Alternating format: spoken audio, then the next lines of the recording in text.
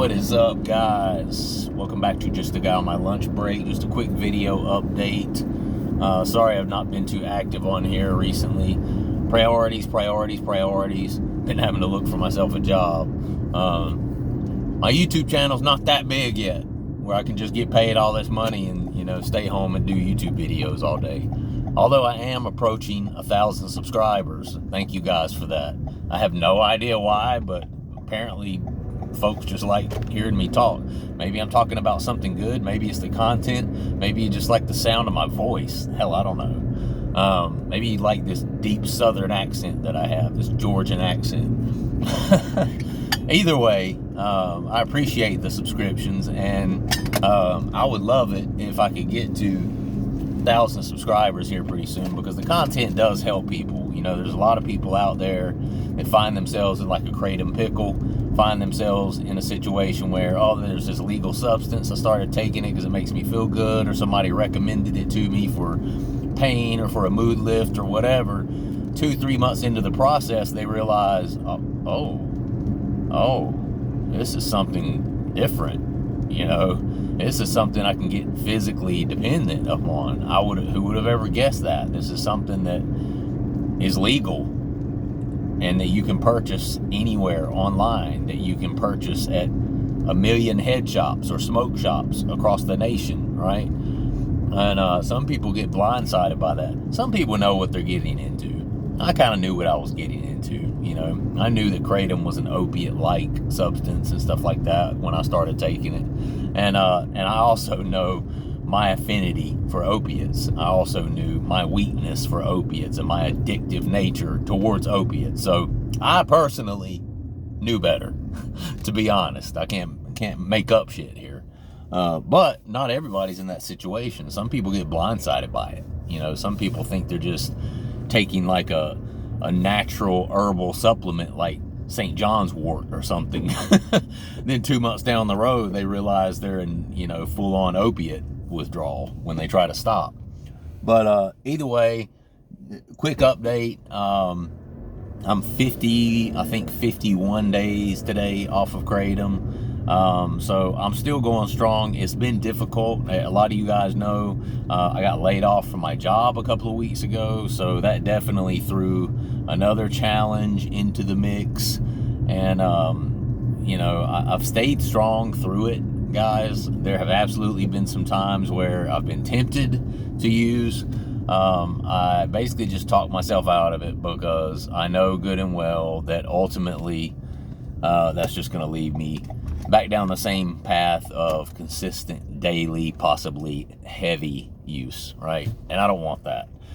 And I've already got enough issues going on, so I didn't want to complicate, my already problematic existence at this point. But I'm good. I'm lucky. I have a wife who makes good money. So, I'll be okay for a little while until I find something. Been staying busy with keeping projects going around the house. I've replaced the floors in 2 rooms of my house already, and I'm working on the 3rd one now. We've put a new vanity in our bathroom. There was a lot of upgrade type work that we've been wanting to do to the house that we've just not had the opportunity to do, because we're always working. We're always doing stuff, all right? And we have a baby at home, so our lives are just too busy to have the opportunity to really get stuff like that done. So while I'm on this little layoff and I'm still getting paid severance pay and stuff like that, trust me, I'm doing plenty of applying for jobs, and I've even been to one interview. Supposed to find out by tomorrow if I'm selected or if someone else has been selected for that job. So thank you to all you guys who sent out prayers and good vibes for me on that. I still haven't received a word on whether that job is mine yet, but keeping my fingers crossed that it will be. But I'm using this time to apply for jobs and make upgrades to my home. That's something that I like doing. It's something that I enjoy doing, and it's kind of a passion of mine as well. So with that said, that's kind of what I've been doing to keep myself busy, keep myself focused. And that cutting out and exercising about 30 minutes, an hour of each day, that helps as well. Kind of helps give you the little mood lifts and stuff like that. But it's been tough, guys, but I'm still here. I'm still, 51 days clean. If any of you guys out there have found yourself in this Kratom trap, as I like to call it, or Kratom pickle, where you've gotten yourself on too much Kratom, and it does build up in your system, so you start to develop a tolerance for the Kratom. So what happens is people they start out, taking 2, 3, 4, maybe 5 grams a day, no big deal, like, oh, this isn't this bad, this is a miracle, well, a month later you realize that 5 grams isn't really affecting you the same way anymore. So then you bump it up to 6. A few weeks later, the 6 ain't working. Then you go to 7, then 8, then 9. You can imagine if you get around to where you're using this for 2, 3, 4, 5, some people 10 years using Kratom, after a while, that amount can get worked up to 30, 40, 50, some people more than that, 60, 70 grams per day. I've heard of people taking up to 100 grams per day of this stuff, which, that just blows my mind. But it happens, and some people get caught in that, and then the next thing you know, by the time they realize, oh shit, this is a problem, and it starts causing people some health problems, some health anxiety.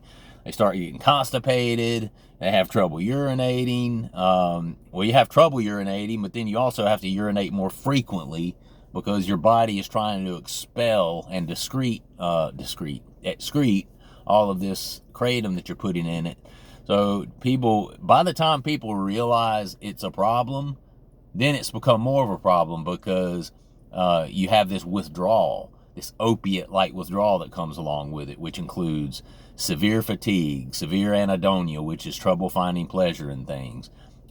Some people have diarrhea, cold chills, severe lethargy, where you have no energy whatsoever, severe depression, severe anxiety. The runny nose, sneezing.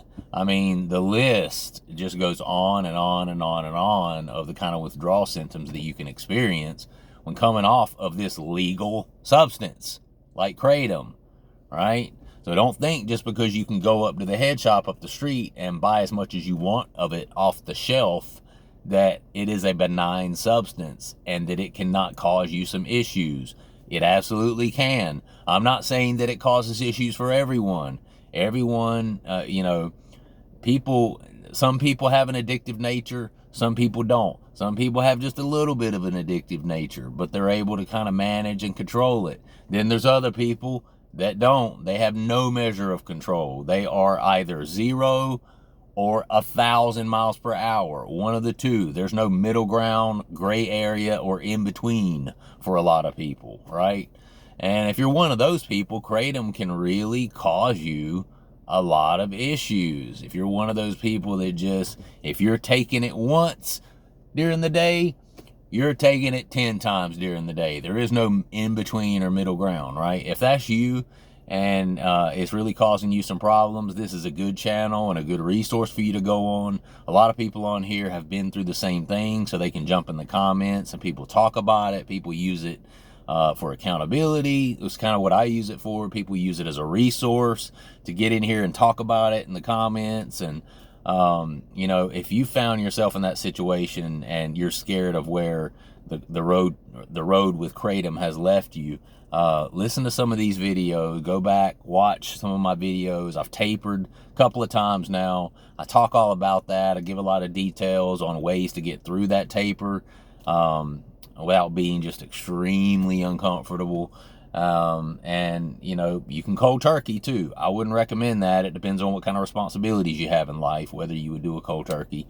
If you have any sort of responsibilities, job, family, kids, all those sort of things, then I've always suggested a taper. I just think it's a smart way to go. But anyway, use the channel for that. My name's Corey. If you ever want to reach out to me and ask me a question, I'm pretty interactive on this channel. And subscribe to it. I'm at like 986 subscribers now. I'm right around the corner from 1,000. So at that point, I can start going live and doing different things like that. So if the channel helps you, if it's helped anybody you know, or you can see this helping somebody else, share the content, like the content, leave a comment down below. Let us know what your own story is. And I think I said like the video too. Maybe, I don't know, double like it. Like it twice. All right. I love you guys. I got to go. And I will keep you guys updated as time moves along. All right. Have a good Monday. We'll see you later.